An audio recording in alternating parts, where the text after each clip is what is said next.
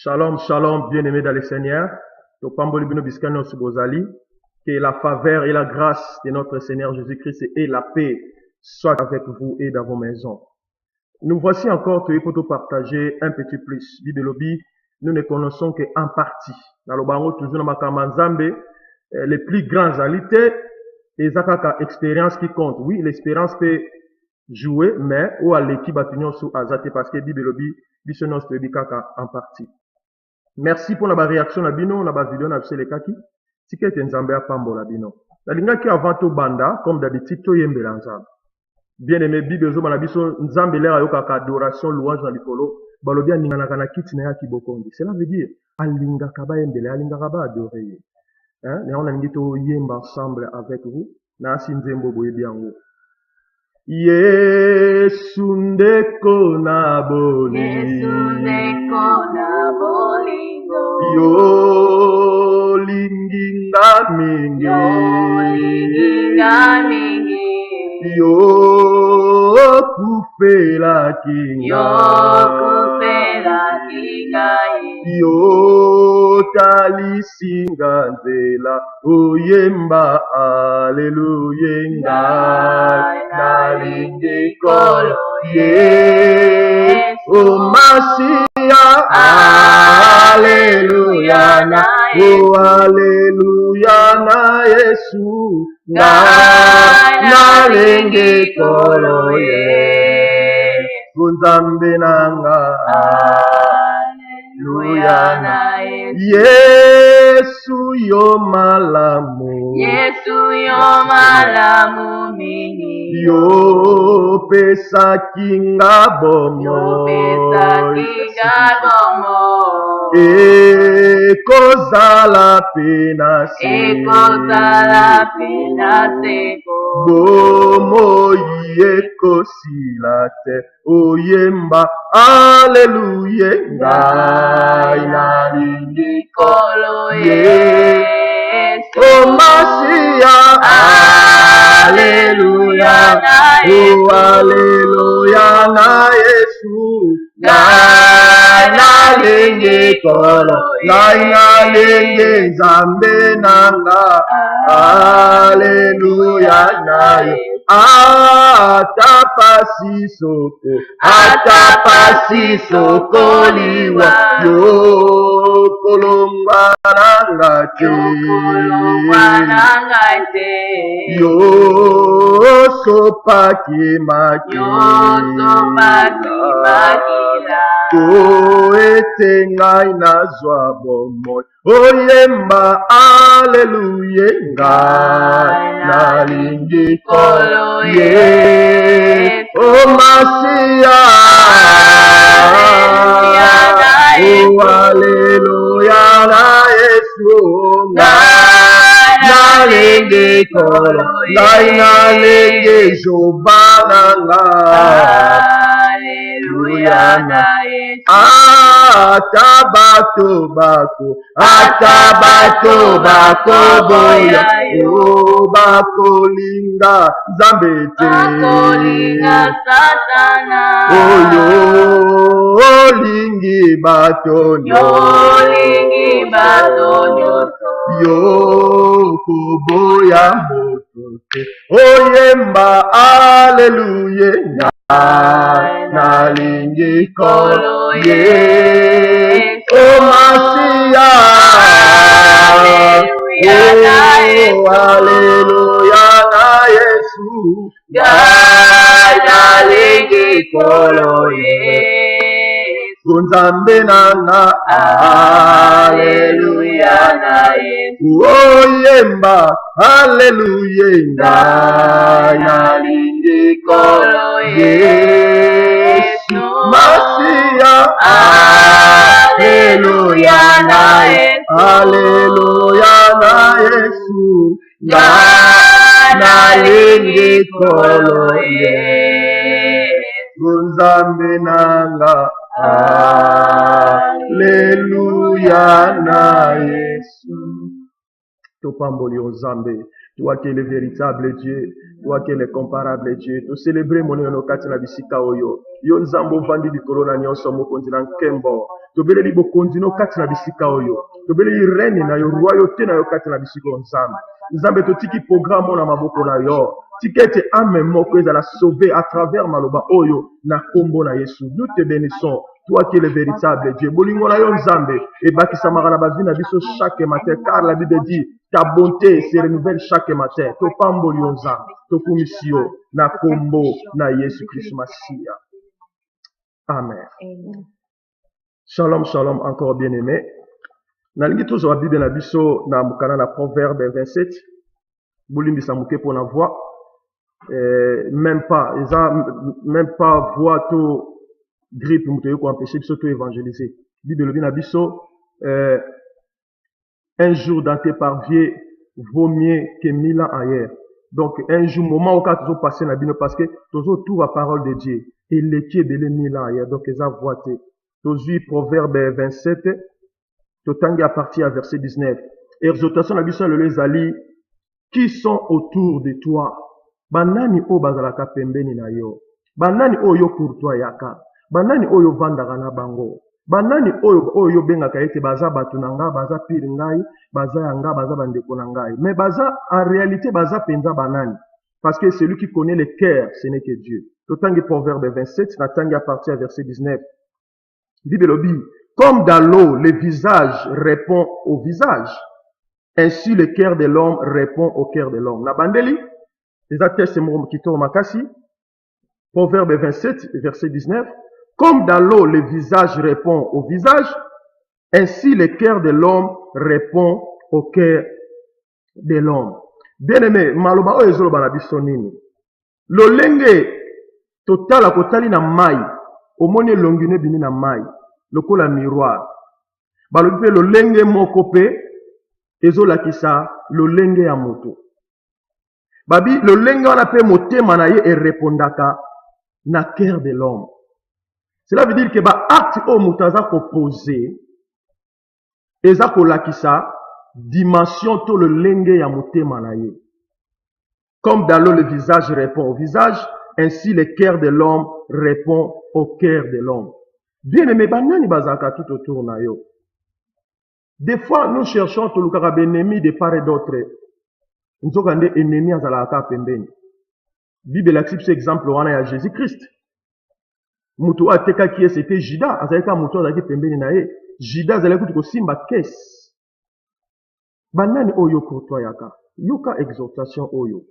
Babi lo lenge visage ya mutu et mona na kana mai, babi lo lenge moko pe mutema na ezo répondre na mutema. Donc ba acte o mutu aza ko poser et ni ko lakisa ete lo lenge ya mutema nezali. Na ba mingi balobaka ete mutu soki aza na état ya ivresse aza alangwe makamba balobaka ete makambo wana zoloba ce sont des choses vraies. Parce que so tangi na Luc 6:45 bi na biso c'est de l'abondance du cœur que la bouche parle. Donc munoko bimisaka mingi makambo oyo vandaka na kati ya mutema. Donc bino bomona ete mutu wana zo sala makambo parce que aza na état na ye normalité. Non, eza makambo oyo wuti na kati ya mutema na ye. Donc cela veut dire que attitude to acte o mutu azo poser ezola qui s'appelle le lenge moko ya mutema na ye. Bien aimé, c'est très fort hein. Peut-être que le balangai mais mutu pe akoyi ko changer. Mutu so pas dans la caractère mabe makamabe akoyi ko yamba penza me pe a changer. Bien aimé to mélanger makambo te hein. Wana ezali na domaine ya conversion. Parce que conversion ezali vocation et outé panzam. Mutu akoyi ko se convertir. Mais bazolo ba caractère de l'homme. Caractère de l'homme. Acte mutu ko poser acte. Si eza acte malamu, ezola qui s'appelle dimension mutema na ye. So va poser acte mabe, ezola qui s'appelle dimension mutema na ye. Parce que bien aimé, laisse-moi vous dire, mutu o aza na kati na ye aza mutema mabe. Et que tika la kaka mutema mabe. Mais si comme le diable aza malin, aza manipulateur, a ko faire voir que mutu wana a changé, mutu wana bongwani ayambi Yesu, tout ça. Mais en réalité, na kati na ye, mutu wana a changé te. Nalingi to tanga mukana na Jérémie. Nalingi to tanga na bino Jérémie 13, 22, 23. Jérémie 13, pour tout découvrir un peu lolenge ya moto. Jérémie 13, 23. Jérémie 13, 23. Bible na biso. Un Éthiopien peut-il changer sa peau? Est-ce que l'Éthiopien peut changer pour son aïe? Et un léopard se tache. De même pourriez-vous faire les biens, vous qui êtes accoutumés à faire les mal. Balobi, est-ce que l'Éthiopien peut changer pour son aïe? Jamais. Est-ce que léopard peut changer ba tache na ba tache longwa? Jamais. Balobi, le lenge mon copé, mutu oaza accoutumé à ko sala mabe. Donc cela veut dire que à ko changer. Donc nous comprenons bien aimé à partir à maloba oite. Mutu oaza accoutumé à ko sala mabe a changer kate. Mais diable là ici batu image batu mala. Le long na l'église batu batondi. Yango Bible lobi beaucoup sont appelés mais peu sont élus. Et belé bazakati na l'église mais bazaba éli en zambete parce que le cœur de l'homme est torturé Bible lobi.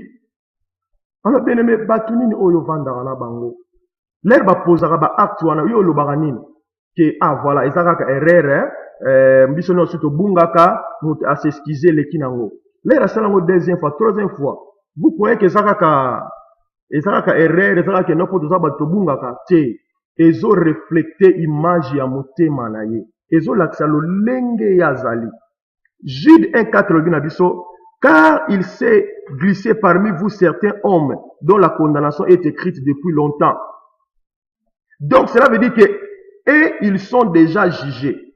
Balobi ils ont glissé parmi vous batu oyo déjà baza condamné déjà davantage. Donc cela veut dire que batu wana bako changer parce qu'ils sont déjà condamnés. Bien aimé, il y a aussi des gens dans mokili oyo bazaka déjà condamné déjà okene na ye na enfer. Donc mutema na ye eko changer kate marga latisi yango mafuta. Marga a se transformer bon mona mutu malamu. Mais kati na ye un jour bon mona ko poser ka acte moko boye vous allez comprendre que cela reflète l'image de son cœur. Bien aimé message o ezate pour e kabolona mutu to esala oni di non maloba na nzambe e ya rapwe kabola kate. Mais Bible lobi vous connaîtrez la vérité et la vérité vous affranchira.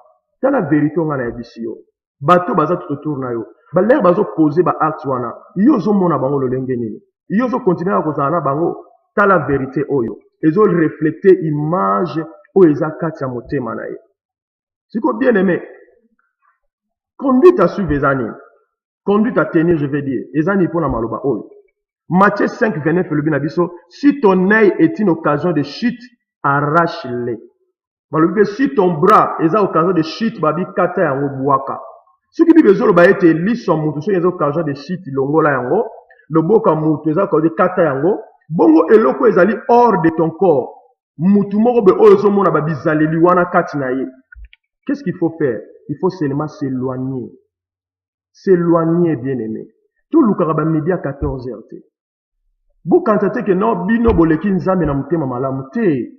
Batalolenge wana sépare-toi de.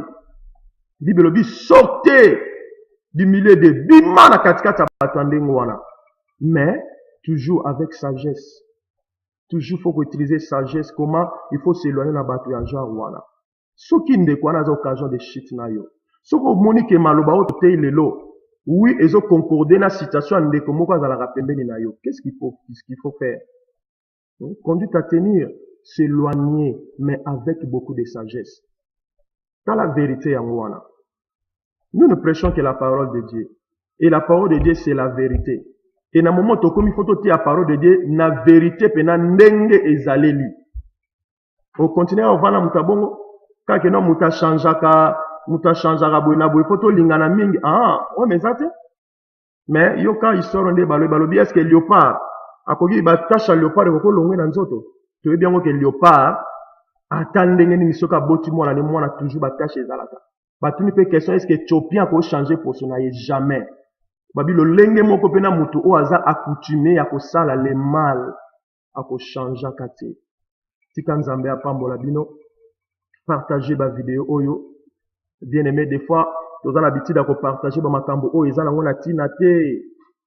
So ya passer mo bakanga ki hotel na mwasi ya batu na seconde 5000 views.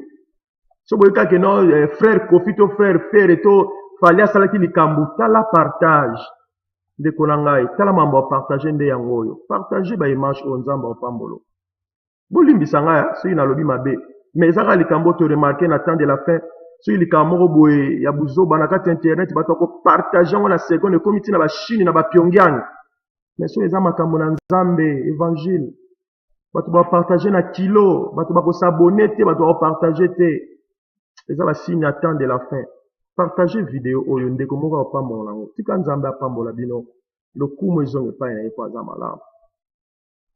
For you are glorious and worthy to be praised. You are the Lamb upon the throne, and not to you we lift our voice in praise. You are the Lamb upon the throne.